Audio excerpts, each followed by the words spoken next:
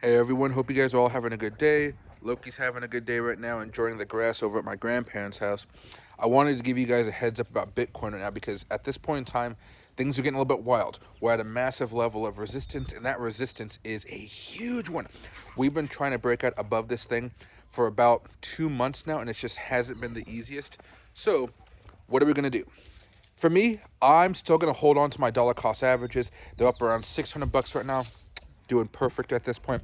However, as far as it comes to day traders and swing traders, because I talked about swing trading about a week ago, and you guys might have missed out on that one. What I would say at this point is this: if you guys want to day trade, you guys are only going to be holding for up to 12 hours at this point because it can either drop like a rock or pop like a rocket ship, and those two things are going to be very lucrative if you guys are able to get it right.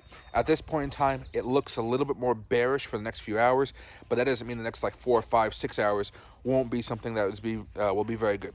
Now, for swing traders out there, you guys have some options here. As Loki tries to attack me, you guys got a couple options here.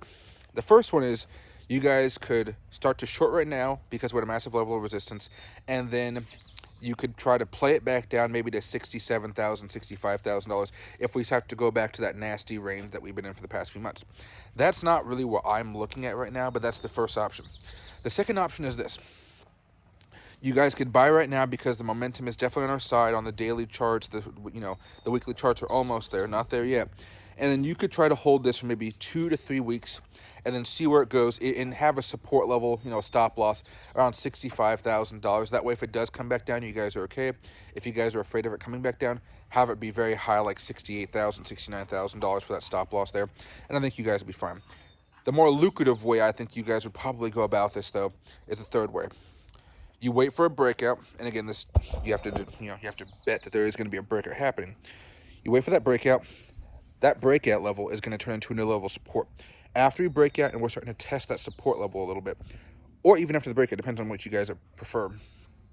After that breakout, you guys therefore open up swing trades, which you guys are going to hold for about maybe a month to a month and a half. What we're hoping here is, from a time perspective, is that next week we have good CPI data after this breakout, good CPI level that launches us up towards at least $85,000, maybe at the worst $80,000, which I think is a little bit low, but you guys get what I'm saying. Once we start looking at that, then I think you guys can start scaling out probably between 80 to 85,000, then up to 90,000, then up to that next Fibonacci level, which happens to be around $104,000. That's the best way I think I'm going to try to play this at this point in time. And again, I also have the dollar cost average in place, so it's not like I'm necessarily trying to get desperate here.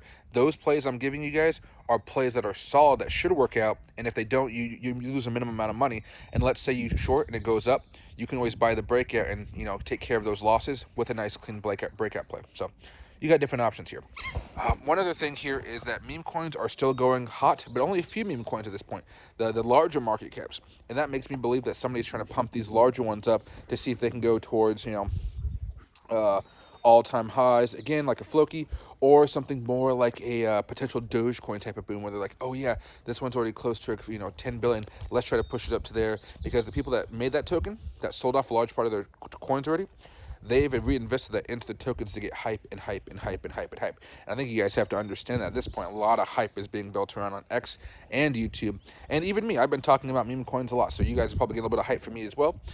I'm going to be buying up all the meme coins I can find and all the tokens like we talked about yesterday that really haven't boomed up yet. Meme coins have been going good. AI tokens, I would say, are just doing fine, but they didn't really have a huge drop off. And after that, really, where the fun stuff I think happens is some of those tokens that are tried and true, like a Matic or a anything like that. I'm really looking to go into those ones. Okay, so Matic, ADA, ICP. I'm going along on those ones and hoping that we can have some larger moves going forward. Speed Demon. Yeah, he enjoys actually having a real grass yard. I can't afford, well, like I said, I can't afford a house like this, but I'm moving to Panama or Thailand, so what do you call? I'll let my grandparents have the nice lifestyle since they're retired. Anyway, hope you guys are all having a good day, and sorry for the late video.